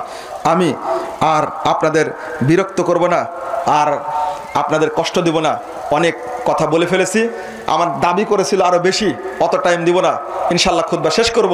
শেষে একটা আবেদন করে যাব আপনাদেরকে, আপনারা অবশ্যই ওয়াক্ত মোতাবেক সালাত আদায় করবেন। কি? আর বেনামাজি যদি মারা যায়, বেনামাজি 2 শ্রেণীর 3 শ্রেণীর, ইচ্ছা অস্বীকার করে 1 শ্রেণীর, এ হলো কাফের। ইচ্ছা করে জেনে বুঝে সালাত পড়ে না, এও কাফের। কথা বোঝা গেছে? আর আরেকটা শ্রেণী মানে বেহায়া শ্রেণী, ফাসেক আছে, ওই 2-4 দিন মা গালি টালি দিলে পড়ে আর পড়ে না, এরা কাফের না। তবে মারা গেলে ওরা জাহান্নামে যাবে তলদেশে একবারে। সূরা মারিয়াম 59 নম্বর আয়াত। আর এই 2 শ্রেণীর মানুষ কি? কাফের, একবারে খাঁটি কাফের, যারা সালাত অস্বীকার করে আর সালাত ইচ্ছা করে যে পড়ে না, কি এরা কাফের। এরা মারা গেলে ফতোয়া অনুযায়ী মুসলিমদের গোরস্থানে দাফন করা যাবে না, এর জন্য পানি গরম করে গোসল করার জন্য যাবে না, কাফন পরানো যাবে না, ওকে দূরে কোনো জঙ্গলে মাটি দিয়ে আসতে হবে, গরু পুঁতার মতো করে পুঁতে দিয়ে আসতে হবে। কথা বোঝা গেছে? এই বেনামাজি খাচ্চড়ে এত খারাপের খারাপ, আমি সহ্য করতে পারি না 3 শ্রেণীর মানুষকে। 1 শ্রেণীর মানুষ হলো এই বেনামাজি, 1 নম্বর। 2 নম্বর, যারা মদ গাঁজা সোয়ানি বিড়ি সিগারেট তামাক জর্দা খায়, এদেরকে আমি সহ্য করতে পারি না। আর 3 নম্বর, ন্যাংটা উলঙ্গ মহিলাদেরকে সহ্য করতে পারি না। এই 3 শ্রেণী এত গজব বাংলাদেশের জন্য। এই 3 শ্রেণী, এই বেনামাজির মুখ এত খারাপ, ও বদ বলে যে নামাজ না পড়লেও ইমান ঠিক আছে, ওকে জুতা দেয়া মারা উচিত হবে। তুমি নামাজ পড়ো না, ইমান কি করে ঠিক থাকলো তোমার? তুমি নামাজি কেউ টিটকারি করে, নামাজ কি করো? অপমান করে টিটকারি করে, বলে যে আরে কত নামাজি দেখলা নামাজ পড়ো শুধু খাই। আরে ভাই, তোমার খুঁচা মারার দরকার ছিল এটা? আমি বেনামাজিকে সহ্য করতে পারি, তবে হেদায়েতের দোয়া করি, আল্লাহ ওদেরকে হেদায়েত দান করুন। কথাটা কঠিন হয়ে গেল, কিন্তু ওর মুখের কারণে, ওর মুখটা ইবলিশ শয়তানের চেয়েও বেশি খারাপ, এত খারাপ। ও দাওয়াত দিলেই বলে, ছোট ভাই ডাকছে, ঘর খুলেই বলছে ডাকো কেন, ঘুমের ডিস্টার্ব করো কেন, আমার কবরে কি তুমি যাবা নাকি? দেখেন কত বুদ্ধি তার, ইবলিশ শয়তান উপদেষ্টাও।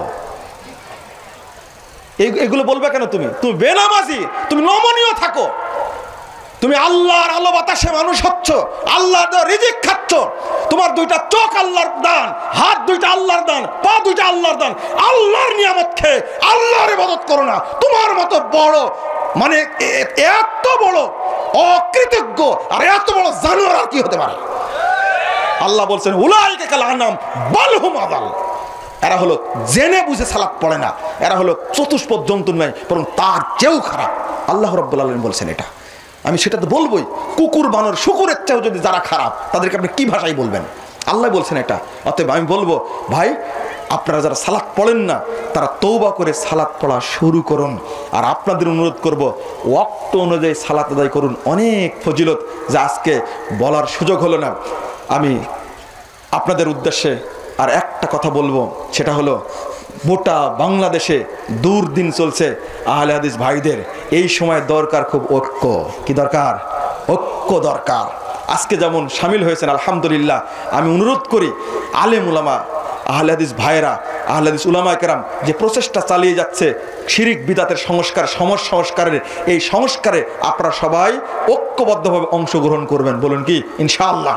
কোনো জনে কি প্রবণতা থাকে। আর তরুণ ভাইদেরকে বলছি, জঙ্গিবাদী তৎপরতা আহলে হাদিসদেরকে একটা হিংস্র থাবা দিয়ে ধ্বংস করতে চেয়েছিল। তুমি যদি দাওয়াতি কাজ করতে, তাহলে জঙ্গিবাদী তৎপরতা বাংলাদেশে তৈরি হতে পারত না। তুমি দৃষ্টি রাখো আর সালাফি আকীদা, সালাফি মানহাজের উপরে টিকে থাকে সমাজকে বিনির্মাণ করার চেষ্টা করো।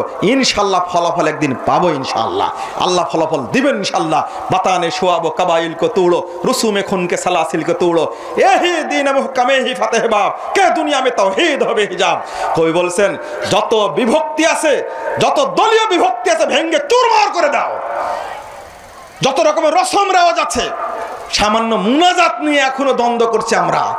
গত 25শে জানুয়ারি আহমদুল্লাহ 30 আলীর সাথে যে আচরণ করা হয়েছে, এটা ক্ষোভের বহিঃপ্রকাশ ছাড়া আর কিছু নয়। আমি ক্ষোভ নিয়েই বলছি, আহলে হাদিস সমাজে এরকম একটা বেদাতির বিষয় নিয়ে একজন আলেমকে এইভাবে বিব্রতকর অবস্থায় ফেলবে, এটা কখনো কল্পনা করতে পারিনি।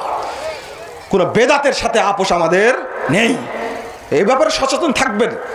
রসুমে খুনকে সালাসিল কো তুড়ো, কিসের রসম রেওয়াজ, কিসের? কবি বলতে চেয়েছেন যে এই সমস্ত মিলাদ, কিয়াম, শবে বরাত ইত্যাদি রসম নেওয়াজ বিভক্ত সমাজ, সবগুলো সমাজ থেকে পিটায় খেতে দাও।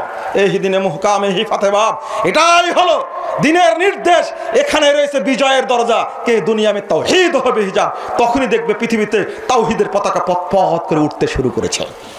যদি ঐক্যবদ্ধ থাকি আমরা, ইনশাআল্লাহ বিজয় আসবেই। দুর্গম গিরি কান্তার মরু দুস্তর পারাপার, লঙ্ঘিতে হবে রাত্রির নিশে যাত্রীরা হুঁশিয়ার, ধুলিতেছে তরি ফুলিতেছে জ্বর, ভুলিতেছে মাঝি পথ, কে আসো জোয়ান হও আগোয়ান, হাকিছে ভবিষ্যৎ, এ তুফান ভারী দিতে হবে পাড়ি, দিতে হবে তরি পার। কাজী নজরুল বলে গেছিলেন তরুণদের, তাদের অবশ্যই বিশাল অবদান ছিল তরুণদের উদ্বুদ্ধ করার জন্য। আজকে আমি তরুণ ভাইদেরকে বলছি, তোমরা দাওয়াতি কাজে নেমে পড়ো। ইনশাআল্লাহ এই দেশ একদিন দুর্নীতি মুক্ত হবে, জঙ্গিবাদ মুক্ত হবে, সন্ত্রাস মুক্ত হবে, মাদক মুক্ত হবে ইনশাআল্লাহ। চাই তরুণদের আগমন, দাওয়াতি কাজ বেশি বেশি করে করতে হবে। ইনশাআল্লাহ ফলাফল আসবে। আর এই প্রোগ্রাম বাস্তবায়ন করতে গিয়ে অনেক অর্থ খরচ হয়েছে। দিনী ভাইয়েরা অনেক কাজ করেছেন, সবাইকে এক জায়গায় করতে পেরেছেন আলহামদুলিল্লাহ। অনেক আলেম ওলামা আসছে। আমি আপনাদের অনুরোধ করব, আপনারা কেউ মাহরুম হবেন না আজকের এই অবস্থা থেকে। আপনারা কিছু না কিছু দিয়ে শরিক হবেন। যারা বেশি দিতে পারেন তারা বেশি দিবেন ইনশাআল্লাহ, যেন মাহফিলের খরচটা এই জুমার খুতবা থেকে কালেকশন হয়ে যায় ইনশাআল্লাহ। আমার একটা দাবি থাকলো, আপনারা সবাই মিলে সহযোগিতা করবেন যেন মাহফিলের খরচটা এই জুমার খুতবা থেকে আল্লাহ ব্যবস্থা করে দেন। আল্লাহ তুমি আমার দিনী ভাইদেরকে কবুল করো, আমিন। কে 10,000, 5,000, 20,000, 50,000 আপনারা যে যতটুকু পারেন আজকে সহযোগিতা করবেন, এই আশা পোষণ করি। আর আমার আজকে খুতবার পরে আলোচনা করবেন। আসলে এতক্ষণ কথা বললাম, খুব ভয় পাচ্ছিলাম, বড় আলেম বলাও যাচ্ছে না। ডক্টর মুস্তাউদ্দিন সাহেব মঞ্চেই বসে আছেন, বক্তব্য দিবেন। আপনারা তার বক্তব্য শুনে যাওয়ার চেষ্টা করবেন ইনশাআল্লাহ। আর থাকবেন তো পুরো সময়টা ইনশাআল্লাহ, আশা করি। আল্লাহ তুমি কবুল করো, আল্লাহুম্মা আমিন। আল্লাহ তুমি মুসলিম উম্মাহকে হেফাজত করো, আমিন। আকুলু কাউলি হাদা আস্তাগফিরুল্লাহ লি ওয়া লাকুম ওয়া লিসাইরিল মুসলিমিন। ওয়াহদা ওয়াসসালাতু ওয়াসসালামু আলা মান লা নাবিয়্যা বাদা। اللهم صل على محمد وعلى آل محمد كما صليت على إبراهيم وعلى آل إبراهيم إنك حميد مجيد اللهم بارك على محمد وعلى آل محمد كما باركت على إبراهيم وعلى آل إبراهيم إنك حميد مجيد আমার দোয়ার সাথে আপনারা আমিন আমিন বলবেন দোয়া করবেন আল্লাহ যেন দোয়া কবুল করেন اللهم اغفر لنا وللمؤمنين والمؤمنات والمسلمين والمسلمات والأحياء والأموات اللهم اغفر لنا وللمؤمنين والمؤمنات والمسلمين والمسلمات والأحياء والأموات اللهم ألف بين قلوبهم وأصلح ذات بينهم وانصرهم على عدوك وعدوهم وانصرهم على عدوك وعدوهم اللهم أعز الإسلام والمسلمين اللهم أعز الإسلام والمسلمين وانصر العساكر الموحدين اللهم أعز الإسلام والمسلمين واخذل الكفرة والمشركين اللهم علي الكفرة الذين يصدون عن سبيلك ويقاتلون أولياءك ويكذبون رسلك اللهم خالف بين كلمتهم وزلزل أقدامهم وأنزل بهم بأسك الذي لا ترده عن القوم المجرمين اللهم عن الكفرة الذين يصدون عن سبيلك ويقاتلون أولياءك ويكذبون رسلك اللهم خالف بين كلمتهم وزلزل أقدامهم وأنزل بهم بأسك الذي لا ترده عن القوم المجرمين اللهم إنا نجعلك في نحورهم ونعوذ بك من شرورهم اللهم إنا نجعلك في نحورهم ونعوذ بك من شرورهم اللهم سريع الحساب واهزم الأحزاب واهزمهم وزلزلهم اللهم سريع الحساب واهزم الأحزاب واهزمهم وزلزلهم اللهم إنا نستعينك ونستغفرك ونتوب إليك ونثني إليك الخير اللهم إياك نعبد ولك نصلي ونسجد ونرجو رحمتك ونخشى عذابك إن عذابك الجد بالكافرين ملحق ربنا آتنا في الدنيا حسنة وفي الآخرة حسنة وقنا عذاب النار ربنا فاغفر لنا ذنوبنا وكفر عنا سيئاتنا وتوفنا مع الأبرار ربنا عليك توكلنا وإليك أنبنا وإليك المصير ربنا عليك توكلنا وإليك أنبنا وإليك المصير رب اغفر وارحم وأنت خير الراحمين ربنا لا تؤاخذنا إن نسينا واخطأنا ربنا ولا تحملنا ما لا طاقة لنا به واعف عنا واغفر لنا وارحمنا أنت مولانا فانصرنا على القوم الكافرين ربنا أفرغ علينا صبرا وثبت أقدامنا وانصرنا على القوم الكافرين ربنا آتنا في الدنيا حسنة وفي الآخرة حسنة وقنا عذاب النار ربنا تقبل منا إنك أنت السميع العليم وتب علينا إنك أنت التواب الرحيم وصلى الله على النبي